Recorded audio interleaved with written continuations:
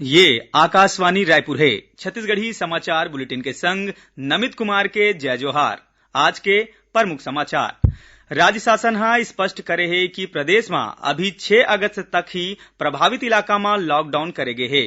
मुख्यमंत्री भूपेश बघेल हा ईद उल अजहा के मौका में आज वीडियो कॉन्फ्रेंसिंग के माध्यम ले छत्तीसगढ़ हज हाउस के शिलान्यास करिन और राखी तिहार के मौका में प्रदेश के जेल में बंद कैदी मन ला उखर बहनी मन ले वीडियो कॉलिंग और फोन में बात करे के छूट दे जाही।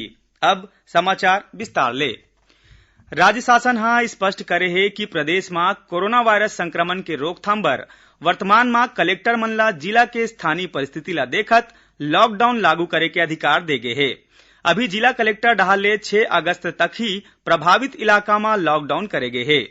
सामान्य प्रशासन विभाग डहाल ले 30 जुलाई के चिट्ठी जारी करके जम्मू कलेक्टर मन ला केंद्र सरकार के अनलॉक 3 के दिशा निर्देश भेजे गए है।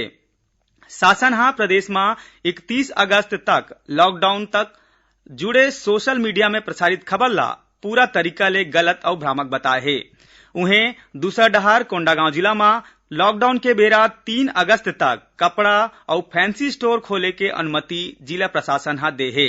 दुकान मन ला मंझनिया 2 बजे तक खोले जा सकी। मुख्यमंत्री भूपेश बघेल हा ईद उल अजहा के मौका में आज वीडियो कॉन्फ्रेंसिंग के माध्यम ले छत्तीसगढ़ हज हाउस के शिलान्यास करिन। हज हाउस के निर्माण नवा रायपुर अटल नगर में स्वामी विवेकानंद विमानतल के तीर लगभग 26 करोड़ रुपया के लागत ले करे जाही। एकर बर 3 एकड़ भुइयां चिन्हित करे गे है। 5 मंजिला ए भवन में हज यात्री मन बर जम्मो सुविधा उपलब्ध होही। ए बेरा में मुख्यमंत्री हा मुस्लिम समाज के लोगन ला ईद उल अजहा के शुभकामना देवत किहिन कि हाजी मन के परेशानी कम करे बर हज हाउस के निर्माण के लंबा अरसा ले होवत मांग पूरा होइसे। ओमन किहिन कि कोरोना संक्रमण के सेती ए बच्छर हज यात्रा घलो प्रभावित हो है। ओमन यहू किहिन कि केंद्र सरकार ले छत्तीसगढ़ के हज यात्री मन ला मौका दे जाए के मांग करे जाही। मुख्यमंत्री भूपेश बघेल हा केंद्रीय कोयला मंत्री प्रहलाद जोशी के संग राखे गे बैठका में एलिफेंट कॉरिडोर और सघन वन क्षेत्र में स्थित कोयला खदान ला कोल ब्लॉक्स के अवैया नीलाम ले अलग राखे के प्रस्ताव दे है। संगे संग एक खदान के स्थान में राज्य के दूसर कोयला क्षेत्र ला चिन्हित करे के सुझाव घलो दे है।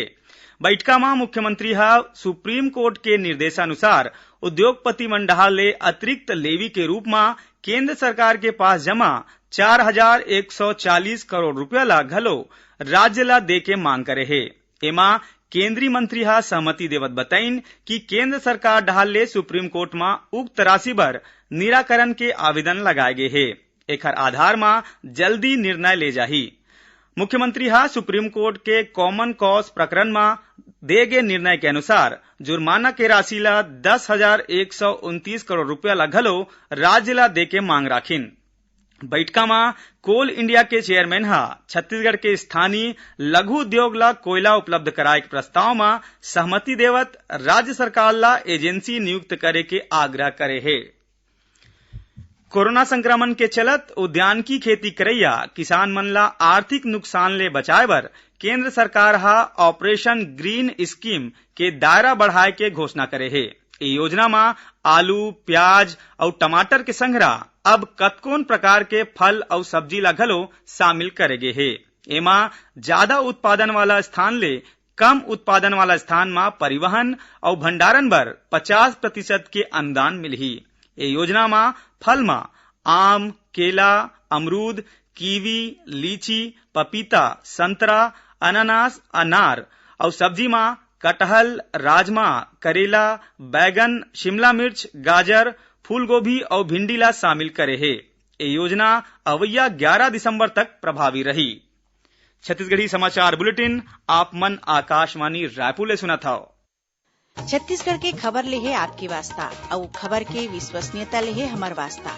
आकाशवाणी समाचार रायपुर के प्रादेशिक समाचार बुलेटिन के संगे संग हमार समसामयिक कार्यक्रम आप रेडियो के संग अपन मोबाइल में घलो सुन सकत हो।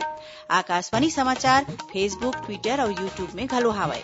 हमार फेसबुक पेज हरे Chhattisgarh news on AIR, Twitter handle CGAIR news और हमार यूट्यूब चैनल हरे छत्तीसगढ़ AIR न्यूज।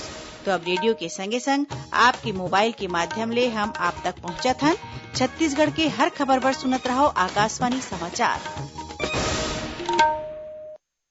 अब आगू बाढ़न बाँचे समाचार डहार।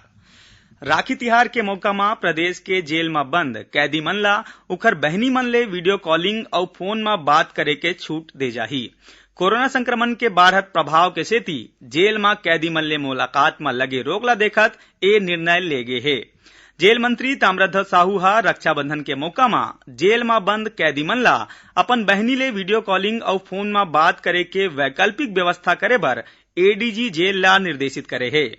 श्री साहू हा यहू घलो निर्देश दे हे कि यदि जेल प्रबंधन के तीर पोस्टल डॉग डहार ले भेजे गे राखी आही त ओला जेल में संबंधित कैदी तक पहुंचाए के व्यवस्था करे जाही।